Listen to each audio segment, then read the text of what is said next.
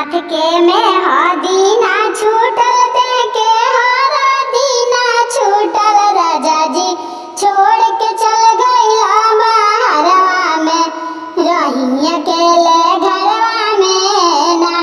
राजा जी छोड़ के चल गइला बहरवा में रही अकेले घरवा में ना।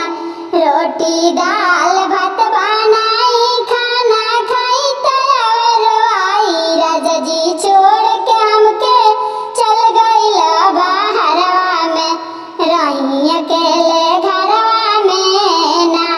हाथ के में हदीना छूटल ते के हरदीना छूटल राजा जी छोड़ के चल गइला हमके घरवा में रही अकेले घरवा में ना।